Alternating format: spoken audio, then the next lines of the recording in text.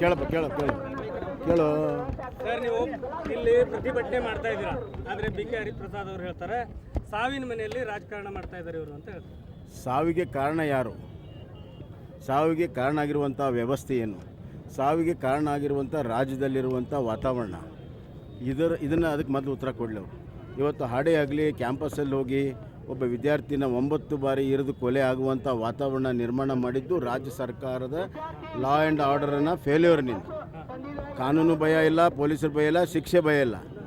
ಯಾಕೆ ಭಯ ಇಲ್ಲ ಅವ್ರಿಗೆ? ಯಾಕಂದರೆ ರಕ್ಷಣೆ ಇದೆ. ಸರ್ಕಾರದ ರಕ್ಷಣೆ ಇಂಥ ಸಮಾಜಘಾತಕ ಶಕ್ತಿ ಇರೋದರಿಂದ ಇಂಥ ಘಟನೆಗಳು ನಡೀತಾ ಇದೆ. ಈಗ ಒಂದು ಕೊಲೆ ಆದ್ರೂ ಕೂಡ ನಾವು ಪ್ರತಿಭಟನೆ ಮಾಡಬಾರ್ದು, ಒಂದು ವಿದ್ಯಾರ್ಥಿ ಕೊಲೆ ಆದರೂ ಪ್ರತಿಭಟನೆ ಮಾಡಬಾರ್ದು ಅಂತಂದರೆ ಯಾವ ಮಾನಸಿಕ ಸ್ಥಿತಿ ಕಾಂಗ್ರೆಸ್ ಅನ್ನೋದಿದೆ? ಇದು ಡಿಕ್ಟೇಟರ್ಶಿಪ್, ಇದು ಸರ್ವಾಧಿಕಾರಿ ಮಾನಸಿಕತೆ. ಕೊಲೆ ಆದ್ರೂ ಪ್ರತಿಭಟನೆ ಮಾಡಬಾರ್ದು ಅಂದರೆ ಇದು ಒಂದು ಸರ್ವಾಧಿಕಾರ ಮಾನಸಿಕತೆಯಿಂದ ಅವ್ರು ಮಾತಾಡ್ತಾರೆ. ಲಕ್ಷ್ಮೀ ಹೆಬ್ಬಾಳ್ಕರ್ ಅವರು ಆರೋಪ ಮಾಡ್ತಾ ಇದ್ದಾರೆ, ನೇಹಾ ಹತ್ಯೆ ಚುನಾವಣೆ ಇಲ್ಲ ಅಂದರೆ ಬಿಜೆಪಿಯಲ್ಲಿ ಹೋಗ್ತಾನೆ ಇರಲಿಲ್ಲ. ಇಂಥವು ಹಲವಾರು ಬಾರಿ ಆದಾಗಲೂ ಬೆಂಗಳೂರಲ್ಲಿ, ಮೊನ್ನೆ ಇಲ್ಲಿ ಹಾವೇರಿಯಲ್ಲಿ ಎಲ್ಲ ಕಡೆ ನಾವು ಪ್ರತಿಭಟನೆ ಮಾಡಿದ್ದೀವಿ. ಅವ್ರು ಕಣ್ಣು ತೆಗೆದು ನೋಡೋಕೆ ಹೇಳಿ.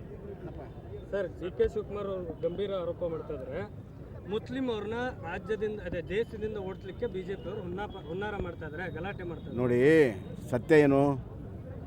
ಇಡೀ ಜಗತ್ತಿನಲ್ಲಿ ಎಲ್ಲಾದರೂ ಮುಸ್ಲಿಮರ ಸುರಕ್ಷತೆ ಇದ್ದರೆ ಅದು ಭಾರತ ದೇಶದಲ್ಲಿ. ಡಿ ಕೆ ಶಿವಕುಮಾರ್ ಅರ್ಥ ಮಾಡ್ಕೋಬೇಕು. ಇಡೀ ದೇಶದಲ್ಲಿ ಅವರ ಜನಸಂಖ್ಯೆ ಅತಿ ವೇಗದಲ್ಲಿ ಬೆಳೀತಾ ಇದ್ದರೆ ಭಾರತ ದೇಶದಲ್ಲಿ, ಇಸ್ಲಾಂ ಸ್ಟೇಟ್ನಲ್ಲಿ ಅವ್ರ ಜನಸಂಖ್ಯೆ ಕಡಿಮೆ ಆಗ್ತಾ ಇದೆ. ಅಲ್ಲಿ ಅವ್ರಿಗೆ ಸುರಕ್ಷತೆ ಇಲ್ಲ.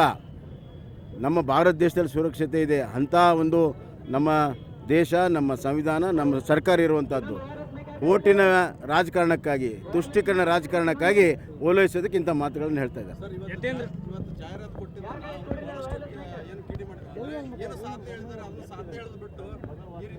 ಅಲ್ಲ, ಈಗ ಅವ್ರೇನು ಸಾಧನೆ ಹೇಳಿದ್ರ? ರಾಜ್ಯ ಸರ್ಕಾರದ ವೈಫಲ್ಯವನ್ನು ಬಿಂಬಿಸಿದ್ದೇವೆ, ತಡ್ಕೊಳ್ಳೋ ಶಕ್ತಿ ಇರಲಿ ಅವರು. ಬಿಜೆಪಿ ಅಧಿಕಾರಕ್ಕೆ ಬಂದ್ರೆ ಕೋಮು ಗಲಭೆ ಸೃಷ್ಟಿಸುತ್ತೆ. ಬರೇ ಮಾಂಗಲ್ಯ ಸೂತ್ರ ಅಲ್ಲ, ಅಣ್ಣಂದ್ರು ತಮ್ಮಂದ್ರನ್ನ ಕಳ್ಕೋಬೇಕಾಗುತ್ತೆ. ಕೋಮು ದೊಂಬಿಯನ್ನು ಎಬ್ಬಿಸ್ತೀರಿ ಬಿಜೆಪಿ. ಯಾವ ಪುಣ್ಯಾತ್ಮ ಹೇಳಿದ್ನಪ್ಪ? ಸ್ವಲ್ಪ ಅವ್ರಿಗಿನ್ನ ರಾಜಕೀಯವಾಗಿ ಇನ್ನೂ ಸ್ವಲ್ಪ ಅನುಭವ ಆಗಲಿ. ಕಾಂಗ್ರೆಸ್ ಸರ್ಕಾರ ಅದು ಹೇಳ್ತೀನಿ ಕೇಳ್ರಿ. ಕಾಂಗ್ರೆಸ್ ಸರ್ಕಾರದಲ್ಲಿ ಆದಷ್ಟು ಕೋಮು ಗಲಭೆ ಕರ್ನಾಟಕ ಇರ್ಬೋದು, ದೇಶದಲ್ಲಿ ಇರ್ಬೋದು, ಕಾಂಗ್ರೆಸ್ ಸರ್ಕಾರದಲ್ಲಿ ಆದಷ್ಟು ಕೋಮು ಗಲಭೆ ದಾಖಲೆ ಬೇರೆ ಯಾವ ಪಕ್ಷದಲ್ಲೂ ಇಲ್ಲ. ಇವತ್ತು ನರೇಂದ್ರ ಮೋದಿ ಬಂದ ಮೇಲೆ ಎಲ್ಲ ಕೋಮು ಗಲಭೆಗಳು ನಿಂತು ಹೋಗಿದ್ದಾರೆ. ನಿಮ್ಮ ಕಾಲದಲ್ಲಿ ಆಗಿತ್ತು, ಅವಾಗ ಯಾಕೆ ಇದು? ನಮ್ಮ ಕಾಲದಲ್ಲಿ ಯಾವ ಕೋಮು ಗಲಭೆ ಆಗಿಲ್ಲ. ತೆಗೆದು ನೋಡಿ.